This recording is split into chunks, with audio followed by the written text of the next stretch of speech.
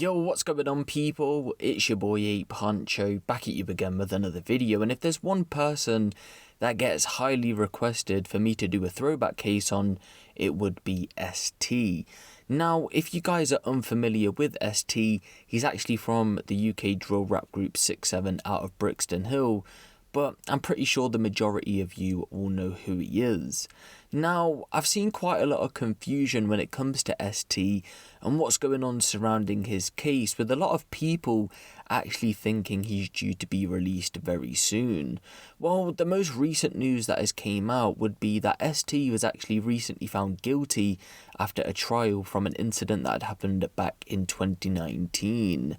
So at around 6:20 PM on the 4th of July 2019, armed officers acting out on surveillance pulled over a blue Toyota Prius in Woodvale, South East London. The passenger, Reese White, was detained and a search of his bag produced a revolver. He was arrested at the scene on possession of a firearm with intent to endanger life, which he would then go on to be charged with. Around 30 minutes later, once again acting out on further surveillance, police would stop a Ford Focus on New Park Road near Freeman House, and for anyone wondering, this is actually 6-7 territory. The reason this car had been pulled over is because it had been under observation, or OBO for short, because the gun had been collected from people in this car from another group of men.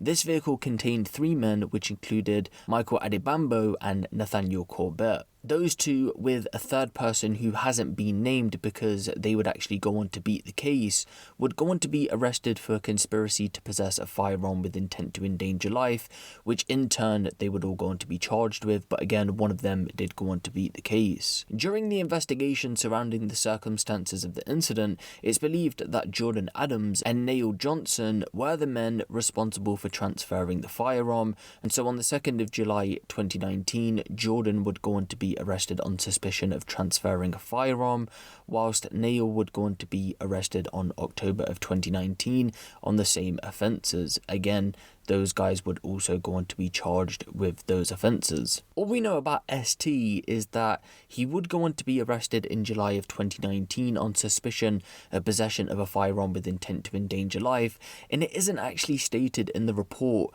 how he was linked to the investigation. Reese White would go on to plead guilty to the charges brought against him, but everyone else pled not guilty, and so a trial went ahead for this incident, and all men apart from one, which again we previously spoken about, were found guilty on the charges that were brought against them.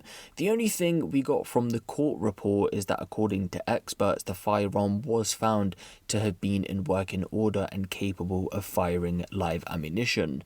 Detective Constable Martin Reeder of Specialist Crime South said these men were in possession of an incredibly dangerous weapon and would have certainly used this to endanger the lives of people in their communities.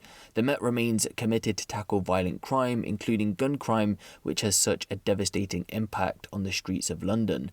We will continue to relentlessly pursue those offenders intent of possessing dangerous weapons. The next court hearing will be on the 5th of May 2021, and if there is any update in regards to their sentencing and how long ST gets, then I will post that up on my Instagram, which I will leave linked down in the description below.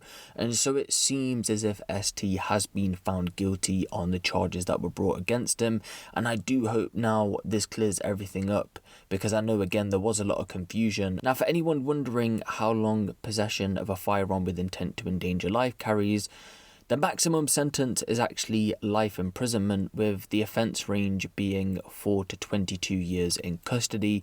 So again, for example, you could be given a life sentence with a minimum term of, say, 10 years, and of course you'd have to serve that 10 years first in order to then be eligible for parole. Again, it is all circumstantial and it is down to the judge, so we can't say specifically what is going to happen, but again, that is the sentence that it does carry. But let me know what you guys think of this down in the comment section below. Give the video a little like, and if you want the latest drill, street and music news out of the UK, be sure to hit the subscribe button and the notification bell. It's been your boy Huncho, and I'm out.